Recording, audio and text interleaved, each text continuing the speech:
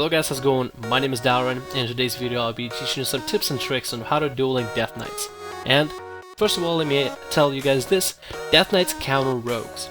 So it's going to be extremely difficult for you to beat Death Knights on average. Death Knights are really powerful characters in the game. They're a really powerful class, and for the most part it counters combat rogues as well as rogues in general.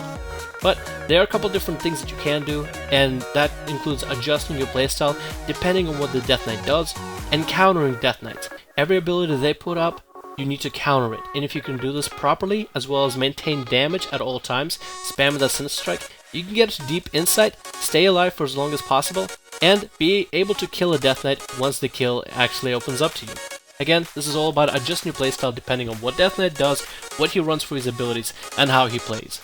So Death Knights have two main defensives, and the rest is healing. And the kind of heal that they have also depends on how they're going to heal. So first of all, they have Icebound Fortitude, which is the rogue killer. Icebound Fortitude will break a Death Knight out of a stun, and make him take 20% less damage. That is the only ability that Death Knights have as a damage reduction, but if you ever face a Death Knight and they IBF in front of you, you will see just how tanky they are. So the way you counter IBF is I usually go for a blind. If a Death Knight is using IBF, they're going to stay offensive rather than defensive, as usually they used to break out of a stun, and therefore they're going to try to counter you. This way you can try to get one of Death Knight's many trinkets. So a blind can be used usually during IBF in order to force a trinket, or blind a Death Knight on his offensive cooldowns. Second, AMS. While AMS isn't exactly a rogue killer per se, it does reduce some of the poison damage that we have, also takes off all the poisons that we do have on the Death Knight, and grants Death Knight runic power, which they can use for healing or damage. When Death Knights get a lot of runic power, it's a lot like without a Warrior's Rage, but I would say 12 times worse, as they can do so much more with it. Then the question is, how do these Death Knights heal? There's three types of ways. Conversion, which will use up their runic power in order to get them to heal, but that means they're doing a little bit less output damage.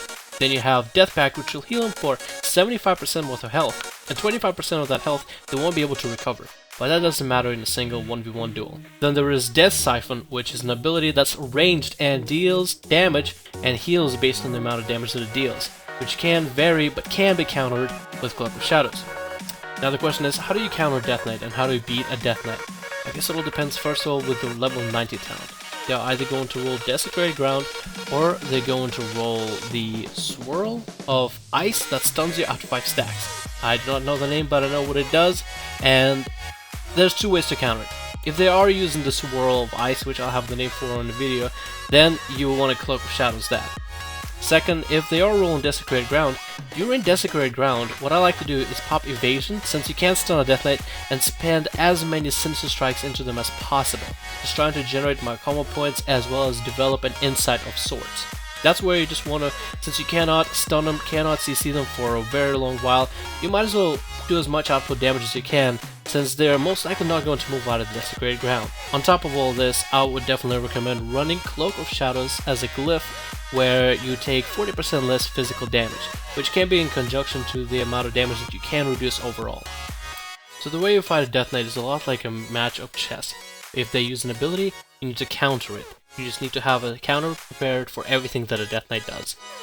For an opener, I like to roll Nerf Strike because this gives us more utility to the stuns and a little bit more control against Death Knights. Let's say you open, Death Knights have so many CC breakers and so many counters for rogues, a Trinket, Desecrated Ground, and IBF, they are most likely going to break out of your opener and open up on you.